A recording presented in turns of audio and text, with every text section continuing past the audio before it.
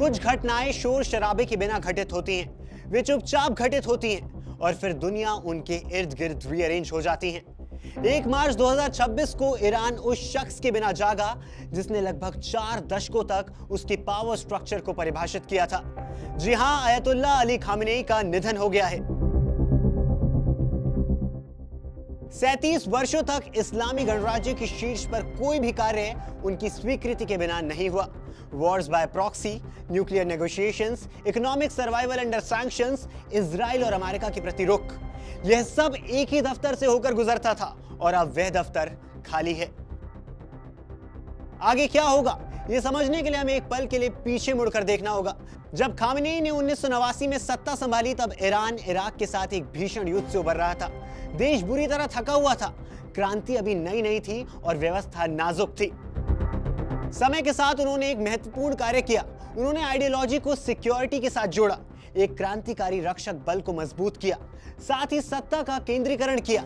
इसके साथ सुनिश्चित किया कि वफादारी और अस्तित्व आपस में जुड़े हुए हैं।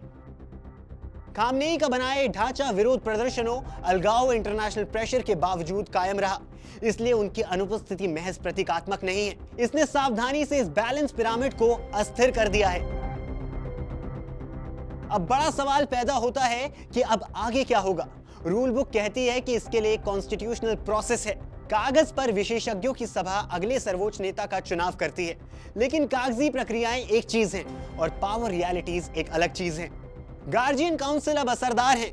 रेवोल्यूशनरी गार्ड के पास अब भी पर्याप्त बल और व्यापक आर्थिक प्रभाव है। ऐसे समय में formal procedure and informal power आपस में बातचीत शुरू कर देती है और ये बातचीत शांत भी हो सकती है और उथल पुथल भरी भी। ईरान में इस समय अनिश्चितता का माहौल छाया हुआ है। शोक सभाएं चल रही हैं, तनावपूर्ण सभाएं हो रही हैं, परिवार टेलीविजन पर पूरा घटनाक्रम देख रहे हैं। उन्हें नहीं पता कि अगला सप्ताह कैसा होगा। ये कोई सरल एक ही मनोदशा वाला देश नहीं है और शीर्ष स्तर पर होने वाली परिवर्तन प्रत्येक स्तर पर अलग अलग प्रभाव डालते हैं। मिडिल ईस्ट दशकों से ईरान के एक निश्चित केंद्र बिंदु के साथ काम करता रहा है। सहयोगी जानते थे कि वे किससे निपट रहे हैं, विरोधी सीमा रेखाएं जानते थे। जब कोई इतना प्रभावशाली व्यक्ति गायब हो जाता है तो उसके साथ ही पूर्वानुमान लगाना भी असंभव हो जाता है। एनर्जी मार्केट्स, सिक्योरिटी प्लानर्स, यहां तक कि क्षेत्रीय प्रतिद्वंदी भी इसे तुरंत भांप लेते हैं, क्योंकि तेहरान में नेतृत्व परिवर्तन तेहरान तक ही सीमित नहीं रहते, वे बाहर की ओर फैलते हैं। अब यहाँ वो गहरा सवाल पैदा होता है जिसके इर्द गिर्द विश्लेषक घूम रहे हैं कि क्या यहाँ सिस्टम मजबूत होगा या फिर पुनर्समायोजित होगी। एकीकरण का अर्थ होगा सख्त नियंत्रण, अधिक सुरक्षा केंद्रित दृष्टिकोण, आंतरिक प्रयोगों में कमी। पुनर्संयोजन का सीधा मतलब होगा एडजस्टमेंट करना। बाहरी तौर पर थोड़ी नरमी बरती जा सकती है, लेकिन आंतरिक रूप से संरचनात्मक सुधार की जरूरत है। ये दोनों ही संभव है, लेकिन दोनों में से किसी की भी गारंटी नहीं है। इतिहास से यह साबित होता है कि जो प्रणालियां किसी एक स्थिर चीज के चारों ओर बनी होती हैं, वे अक्सर उस चीज के हटने के बाद मुश्किल में पड़ जाती हैं। तत्काल पतन नहीं होता और ना अचानक कोई परिवर्तन होता है, लेकिन ऐसा एक समय आएगा जब अंदर और बाहर दोनों ही स्तरों पर गठबंधनों पर फिर से सोचा जाएगा और ईरान की वर्तमान स्थिति यही है।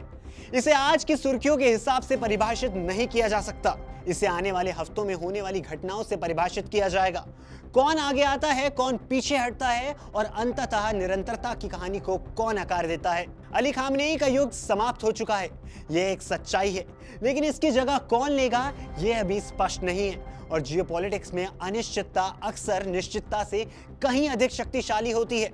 हम किसी कहानी का अंत नहीं देख रहे हैं, हम अगली कहानी का पहला हिस्सा देख रहे हैं और यह हिस्सा अक्सर किसी के सोचने के तरीके के मुताबिक नहीं शुरू होता। आपका क्या कहना है इस पूरी खबर पर, हमें कमेंट सेक्शन में जरूर बताएं और ऐसी तमाम खबरों के लिए देखते रहिए इंडिया टीवी।